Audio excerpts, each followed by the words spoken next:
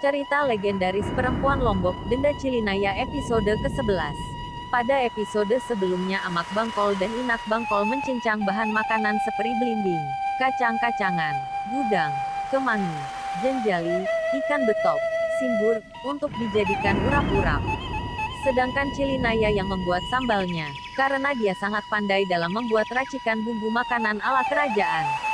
Saat itu Cilinaya begitu lelah, badannya sampai berkeringat. Dia langsung pergi mandi setelah memberikan keluarganya makan siang. Sesampai di rumah dari mandi, dia menyisir rambutnya, menggunakan konde dihiasi bunga sandat, memakai kain berwarna kuning seperti sirih gading. Seperti biasa, melanjutkan kesehariannya untuk menenun. Suara jajak yang berirama saat menenun kembali terdengar di gubuk kecil milik Amak Bangkol. Sementara di dalam hutan, Raden Panji bersama kawannya yang lagi apes bersiap untuk meninggalkan hutan. Mereka sama sekali tidak mendapatkan ayam hutan. Berem yang sudah dicampur dengan racikan daun gadung tetap mereka bawa. Begitu sampai di rumah Amak Bangkol, suara orang menenun pun tidak terdengar lagi. Ternyata Cilinaya langsung sembunyi begitu tahu mereka kembali. Raden Panji mencoba membuka pintu pagar halaman, dan langsung terbuka, karena pada saat itu memang tidak terkunci. Mereka masuk diterima oleh Amak Bangkol. Secepatnya Amak Bangkol memanggil istrinya, Inak Bangkol pun keluar sambil tersenyum. Terjadi obrolan basa-basi di berugak bersama Amak Bangkol, sementara Inak Bangkol sedang mempersiapkan makan siang untuk Raden Panji bersama rombongannya. Siang itu, Inak Bangkol terlihat sangat sibuk keluar masuk rumah untuk membawa makanan dan air minum, karena tidak ada yang membantu. Sementara Cilinaya justru disembunyikan.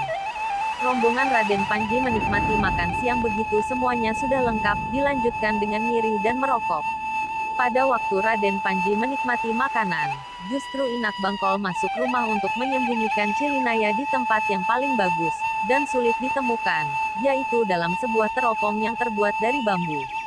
Saat memasukkan Cilinaya, terdapat sehelai rambutnya yang ketinggalan, dan itu tidak disadari oleh Inak Bangkol maupun Cilinaya sendiri. Di luar rumah, Raden Panji bersama teman-temannya termasuk Amak Bangkol sedang menikmati sirih maupun rokok. Raden Madiun mengeluarkan berem yang sudah dicampur racikan daun gadung. Inak Bangkol, cepat keluar, ada sedikit sisa berem nih yang saya bawa, panggil Raden Panji. Inak Bangkol langsung keluar dan duduk di berugak. Silahkan Amak Bangkol bersama istri minum beremnya. Kalau kami sudah cukup. Raden Panji mempersilahkan pemilik gubuk kecil itu untuk meminum berem tersebut. Mereka begitu senang bisa menerima berem yang diberikan langsung oleh anak Raja Keling. Gelas yang ada di dalam rumah secepatnya diambil. Mereka pun menikmati minuman tersebut. Tidak lama kemudian, setelah mereka menghabiskan beremnya langsung tergeletak lemas dengan posisi saling membelakangi. Mereka tidak tahu kalau berem tersebut sudah dicampur dengan racikan daun gadung. Melihat Amak Bangkol dan istri sudah tidak sadar, Raden Panji bersama teman-temannya masuk ke rumah, sementara Wirun dan Kalang mencari di bawah lumbung. Di dalam rumah mencari di setiap sudut, dan tempat-tempat yang sangat memungkinkan sebagai persembunyian Cilinaya, tetapi tetap tidak ketemu. Raden Panji terdiam dan langsung duduk karena kelelahan. Selang beberapa lama, rasa lelah sudah mulai berkurang, tetapi rasa penasaran Raden Panji justru semakin besar. Dia tetap meminta kepada kawan-kawannya untuk tetap mencari.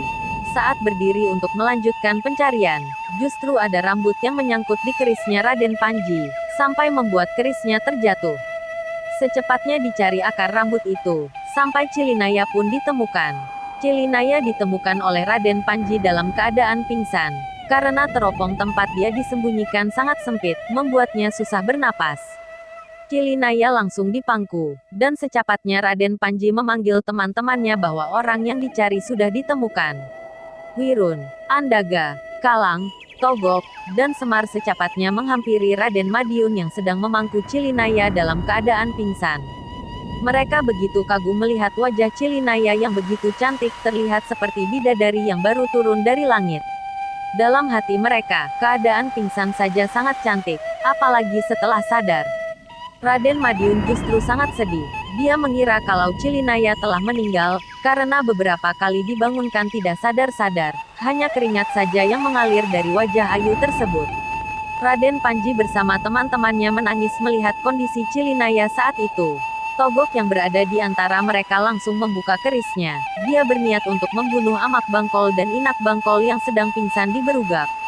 Kalang yang melihat hal itu langsung merangkul Togok, sembari mengingatkan, "Jangan lakukan itu, karena Amak Bangkol dan Inak Bangkol dalam keadaan pingsan.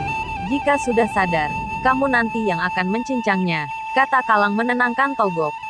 Keris itu pun dimasukkan dalam sarungnya setelah mendengar nasihat dari Kalang. Mereka semua sibuk mengurus Cilinaya yang tidak sadar.